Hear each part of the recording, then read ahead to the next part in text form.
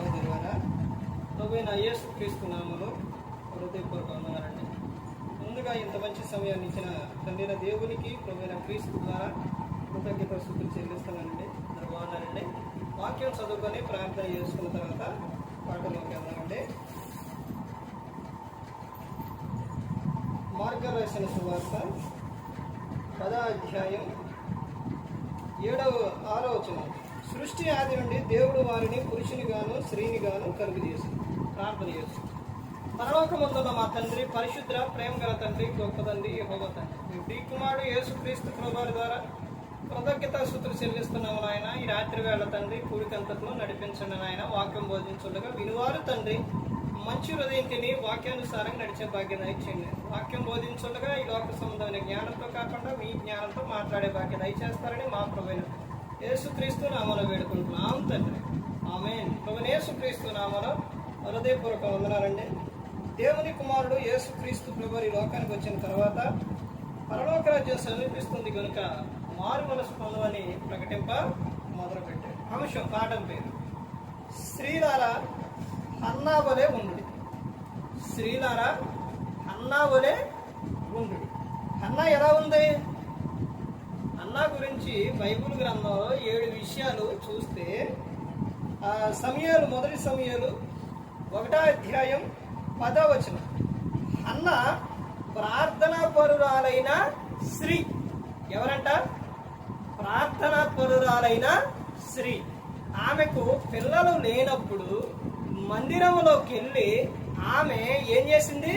ప్రార్థన చేసింది. బైబిల్ గ్రంథంలో చెప్పినట్టు ఆమె ఏం చేసింది? ప్రార్థన చేసింది.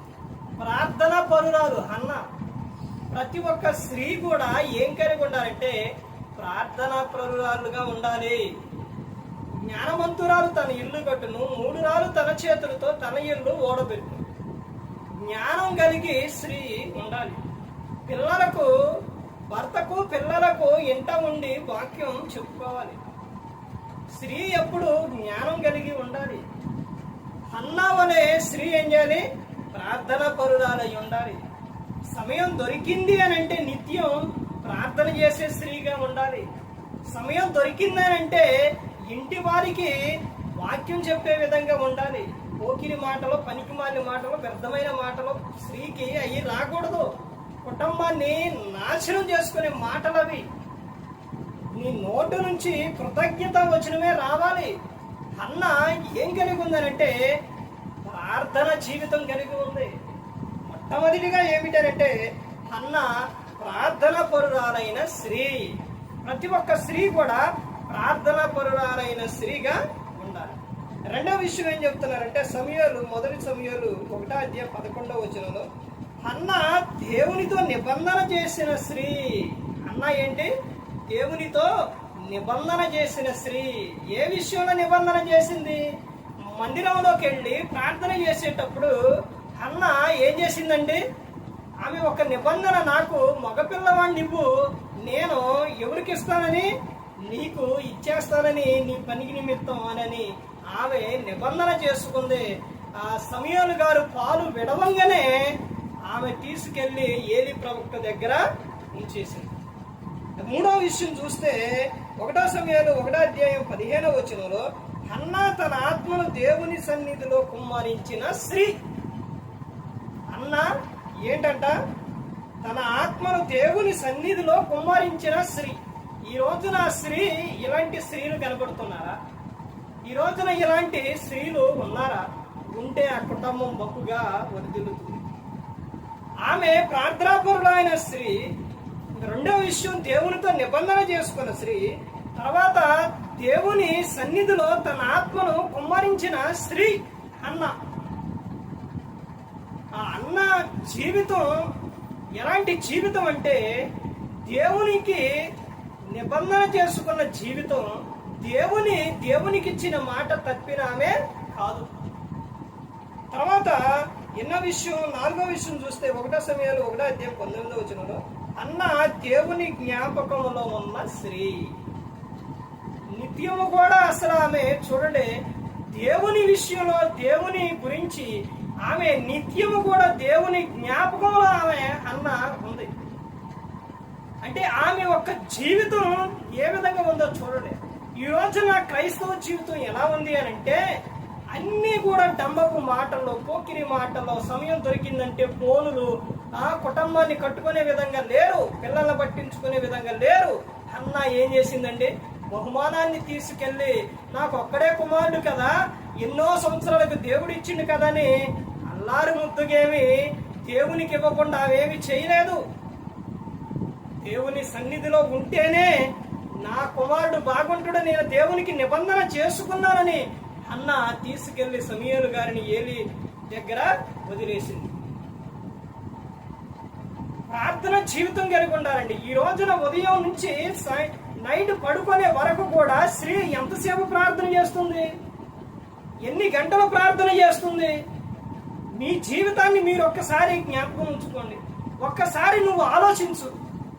నీ కుటుంబం సాతాను చేతిలోకి వెళ్ళిపోవడానికి కారణం ఒకటి ఎవరనంటే నీవేనండి.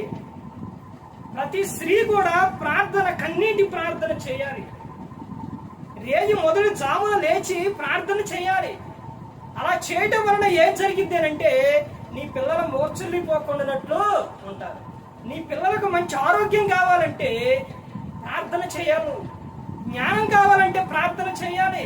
యాకోబు గారు రాసిన పత్రిక 1వ అధ్యాయం 5వ వచనంలో మీలో ఎవరికైనాను జ్ఞానం కొద్దిపోయిన ఎడల వారు దేవుణ్ణి అడగవలెను, ఆయన ఎవరిని గద్దింపగా అందరికీ ధారాళముగా దయచేయువాడు. అయ్యా నా బిడ్డలకు జ్ఞానం కావాలి, అయ్యా నా పిల్లలు తప్పిపోకుండా లోకాశకు వెళ్ళిపోకుండా కాపాడయ్యా అని ప్రార్థన చేయాలి. ఈ రోజున చూడండి, ఫేస్బుక్లోనైనా, యూట్యూబ్లోనైనా, వాట్సాప్లో అయినా, ఎక్కడైనా కానీ ఈ రోజున చాలా మందిని చూస్తున్నారు. నేనేమి దీని గురించి ఇంకా మీకు చెప్పే అవసరం లేదు. ఈ విషయాల గురించి, బైబిల్ గురించి అంటే మీరు ఒకవేళ చదువుకోకుండా ఉంటే, చదివితే ఓకే, చదువుకోకుండా వింటే ఇవి మీ మనసులో పెట్టుకొని వాక్యానుసారంగా నడవండి. బయట విషయాలు అనేది మీరు చూస్తూనే ఉన్నారు. ఈ రోజున భయంకరమైన విధానం బయట చూడండి. ఈ రోజున నేను ఒక విషయం చూశాను. ఏంటనంటే ఇంటికాడ ఎవరో లేని సందర్భాల్లో ఒకడు వచ్చిన పాప ఎంతే ఉంది, చిన్న పాప, గేట్ వేసే ఉంది. గేట్ వేసి ఉంటే ఒకడు వచ్చి చూసి ఆ గేటుకి ఇలా తలుపు తీసేది, ఇలా చేయి పెట్టి తలుపు తీసేది ఉంటే ఇలా పెట్టి ఆ గేట్లు ఇలా తీస్తాడు.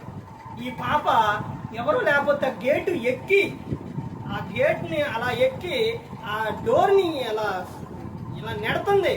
అది తీయకుండా ఇలా పట్టుకుంటుంది. ఆ చెయ్యి వస్తూ ఉంటే అలా నెట్టేస్తుంది. అలా చెయ్యి పట్టుకుంటుండు. చూసారా? చిన్న పిల్లలకే దెయ్యాలు పడుతున్నాయి. బాల్యం నుంచే దెయ్యాలు పడుతున్నాయి. ఈ రోజున చిన్న పిల్లల్ని నమ్మే పని లేదు, పెద్దవాడిని నమ్మే పని లేదు, ఎవరిని నమ్మే పని లేదు. కింద ఏమి రాసిండో తెలుసండి? ఆడపిల్ల ఉన్నవారు ప్రతి ఒక్కరు ఇది చూసి జాగ్రత్త పడండి అని రాశారు. ఆడపిల్ల ఉంది అని అంటే ప్రతి పురుషుడు కూడా, ప్రతి ఒక్కరూ కూడా ఎలా కలిగి ఉన్నారని అంటే చాలా భయంకరమైన ఆలోచనలతో కలిగి ఉన్నారు. అది వారి తప్పు కాదు, సాతాను వారిని ప్రేరేపించి ఆ విధంగా చేస్తూ ఉంది. ఆడపిల్ల ఉన్నవారు జాగ్రత్త కలిగి ఉన్నారు. మగపిల్లలు ఉన్నవారు వాళ్ళని ప్రభు యొక్క శిక్షణ బోధన పెంచుకోవాలి. సామెతలో 22:6 బాలుడు నడవలసిన త్రోవను వాడికి నేర్పుము, వాడు పెద్దవాడైనప్పుడు దాని నుంచి తొలగిపోవడానికి గ్రంథం చెబుతూ ఉంది. ఎన్ని భయంకరమైన విషయాలు బయట చూసినా గాని, ఎక్కడ చూసినా గాని తండ్రి అనే దేవుడు గ్రంథంలో కూడా రాపించిండు. దేనా బయటికి వెళ్ళినప్పుడు ఏం జరిగింది? ఎమ్మటే తల్లి వెళితే అలా జరిగేదా? ప్రతి ఒక్కరి విషయంలో, ఆడపిల్లల విషయంలో జాగ్రత్త తీసుకోవాలి. మగపిల్లల విషయాల్లోని జాగ్రత్త తీసుకోవాలి. వాడు వెళ్ళిపోయి వాడు ఏదైనా చేస్తే, పైకి వేసుకెళ్ళి దేనికైనా గుద్దితే, లేకపోతే ఎవరినైనా కొడితే,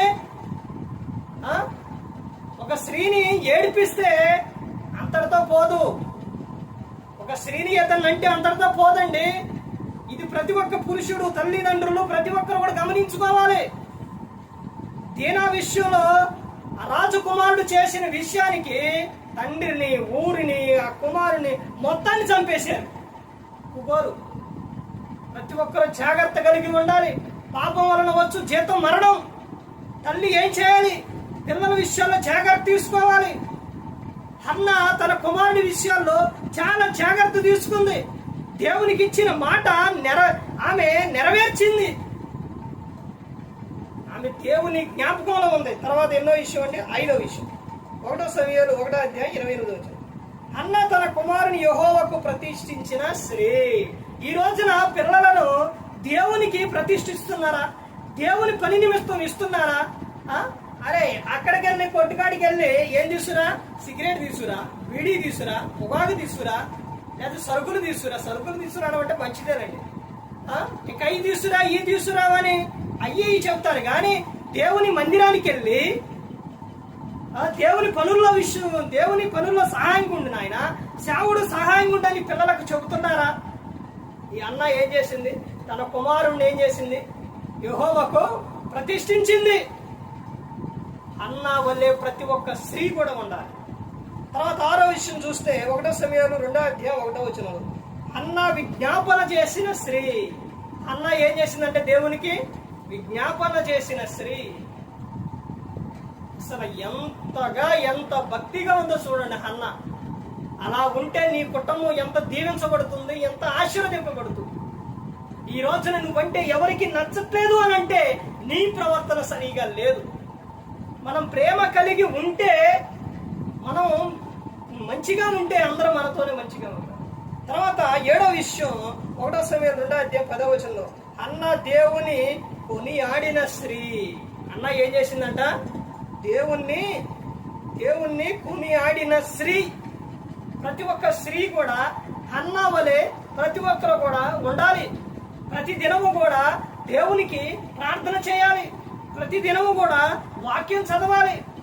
ఈ రోజున స్త్రీలు చాలా మంది ఎక్కువగా ఫోనుల్లో రీల్స్ అవి ఇవి ఫోన్కి ఇదైపోతే నీ పిల్లలు కూడా దానికే బానిస అయిపోతారు. మా పాప మా బాబు ఫోన్ చూస్తున్నారు అని అంటే నువ్వు కడుపుతో ఉన్నప్పుడు అస్తమానం నువ్వు ఫోనే చూస్తే బయటకు వచ్చిన తర్వాత బైబుల్ చదువుతారా? ఇప్పుడు చూడొద్దు అంటే ఆగుతారా? ఆ రోజున ఎంత చెప్పినా గాని, ఎన్నిసార్లు చెప్పినా గాని స్త్రీలు వినరు. కడుపుతో ఉన్నప్పుడు నువ్వేదైతే కళ్ళతో చూస్తున్నావో, నోటితో ఏదైతే మాట్లాడుతున్నావో అది బిడ్డ మీద ప్రభావం పడుతుంది అని ఎంత చెప్పినా గాని వినకుండా ఈ రోజు స్త్రీలు ఫోను చుట్టం వల్ల వాళ్ళు బయటకు వచ్చిన తర్వాత ఆ ఫోన్లు అవి పెట్టు, ఈ పెట్టు, ఇప్పుడు వద్దు అంటే ఏడవటం. ఆగుతారా? ఏం చేస్తావు? ఆ రోజున నువ్వు చేసిన తప్పు కన్న తర్వాత కూడా నువ్వు చేస్తున్న విషయం ఏంటి? ఫోన్లు చూడడం. తర్వాత వాడు ఫోన్లు అడిగితే కొట్టడం. అది నీ చేతులారా నువ్వు చేస్తున్నది కాదా? ఫోన్ ఎందుకు ఎక్కువగా వాడుతున్నారు? ఫోనులో వాక్యం పెట్టు, ఫోన్ వస్తే మాట్లాడు. ఫోన్ ఉండటం మంచిదే, చెడు అని నేను చెప్పట్లేదండి. కానీ దాన్ని వాడే విధానం సరిగా లేదు. నీ పిల్లల భవిష్యత్తు చేతులారా నువ్వే ఇది చేస్తున్నావు. తర్వాత నువ్వేమంటున్నావు? ఫోన్ ఇయ్యకూడదు, ఫోన్ చూడకూడదు. నువ్వు మాత్రం ఫోన్ చూస్తావు. ఫోన్ అస్తమానం ఆ ఫోన్లోనే ఉంటావు. వాళ్ళు ఎలా ప్రయోజకులు అవుతారు? తెలిసి పిల్లల జీవితాలు ఈ రోజున తల్లిదండ్రులు పాడు చేస్తూ ఉన్నారు. ప్రతి ఒక్కరూ కూడా గమనించుకోవాలి, ప్రతి ఒక్కరూ కూడా తెలుసుకోవాలి. తల్లి తన బిడ్డల ఎడల తల్లి ఎలా అయితే కలిగి ఉంటుందో, తల్లిదండ్రులు ఎలా అయితే కలిగి ఉంటారో పిల్లలు అదే కలిగి ఉంటారు. యేసుక్రీస్తు ప్రభువు చెప్పారు, యోహాను సువార్త 5:19. యేసు వారికి ఇట్లని ప్రత్యుత్తరం ఇచ్చిన ఏమని?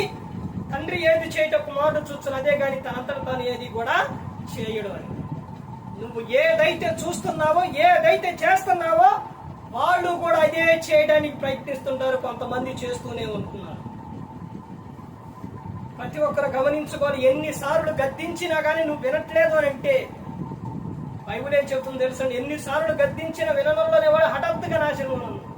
ఎన్నిసార్లు చెప్పినా కానీ దేవుని వాక్యాన్ని నువ్వు వినట్లేదంటే, నువ్వు చెవులో పెట్టట్లేదనంటే, నీ హృదయంలోకి వెళ్ళనీయట్లేదంటే, నువ్వు పాటించట్లేదంటే అది సందర్భాన్ని బట్టి నీకే ప్రమాదం.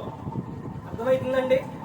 నువ్వు పాపం చేస్తూ ఉంటే, నువ్వు పాపంలో జీవిస్తూ ఉంటే అది నీ కుటుంబానికి, నీ పిల్లలకు ఆశీర్వాదం కాదు. ప్రతి ఒక్కరూ గమనించుకోవాలి. నువ్వు చేసే ప్రతి ఒక్కటి కూడా పిల్లల మీద ప్రభావం పడుతుంది. హన్న తీసుకెళ్లి ఎక్కడ పిల్లల్ని ఏలి ప్రవక్త దగ్గర వదిలిపెట్టింది. హన్న అలా వదిలిపెట్టిన తర్వాత సమయాలు గారు రాజులను అభిషేకించేంత వరకు వెళ్ళిండు. రాజులను. మరి నీ పిల్లలు అలా ఉండొద్దా? నీ పిల్లల దేవుల్లో ఉండొద్దా? నీ పిల్లల ప్రయోజకులు అవ్వద్దా? నీ పిల్లల్లో వాళ్ళు ఎదిగిన తర్వాత, వారి జీవితకాలం పూర్తయిన తర్వాత, వృద్ధాప్యానికి వచ్చి లోకం విడిచిన తర్వాత పరలోకం వెళ్ళొద్దా? ఈ రోజున నన్ను చూడట్లేదండి, నాతో మాట్లాడలేదండి అని అంటే, నీవు కోడలుగా ఉన్నప్పుడు నీ అత్తమామని ఎలా చూసావు? నువ్వు కోడలుగా ఉన్నప్పుడు వాళ్ళని ఎలా చూసావో, ఈ రోజున కూడా నిన్ను అలాగే నువ్వు అత్తవయ్యావు, నీ కోడలు కూడా నిన్ను అలాగే చూస్తూ ఉన్నావు. మనుషుడా, నువ్వేదైతే విత్తుతావో ఆ పంటని నువ్వు కోస్తావు. ప్రతి ఒక్కటి కూడా మనం ఏదైతే చేస్తావో అదే మన మీదకి వస్తూ ఉంది. నువ్వు ఎంతగానే ఉండు, ఎంత ఇదిగానే ఉండు, నీ క్రియలో ఎలా ఉన్నాయో తర్వాత కూడా నువ్వు చేసిన దానిని బట్టే నీకు వస్తుంది. ఇప్పుడు వరి పంట విస్తుతున్నారు, ఏ పంటకు వస్తారు? వరి పంటే కోస్తావు. అర్థమైందండి? వారి నువ్వు ప్రేమగా, నీ అత్తమామలను ప్రేమగా నువ్వు చూడకోకుండా ఉంటే రేపొద్దున నిన్ను అలాగే చూస్తారు. నువ్వు వాళ్ళ ప్రేమగా చూస్తే నిన్ను అలాగే చూస్తారు. ప్రతి ఒక్కరు గమనించుకోవాలి. ప్రతి ఒక్కరు కూడా హన్నా వలే ప్రతి ఒక్కరు కూడా ఉండాలి. ఏ ఒక్కరు కూడా నశించి నరకానికి వెళ్ళిపోకూడదని యేసుక్రీస్తు ప్రభువారు ఈ లోకానికి వచ్చి మనందరి కోసం శిలువలో తన ప్రాణాన్ని పెట్టి ఉన్నారు. మరి ఈ విధంగా నిలబెట్టి మాట్లాడించిన తండ్రిన దేవునికి కృతజ్ఞతాస్తుతులు చెల్లిస్తూ, ఇంతవరకు శ్రద్ధగా ఉన్న మీకు ప్రభు పెట్టిన హృదయపూర్వకంగా చెల్లిస్తూ ఈ మాటలు ముగిస్తున్న అందరికీ వందనాలు.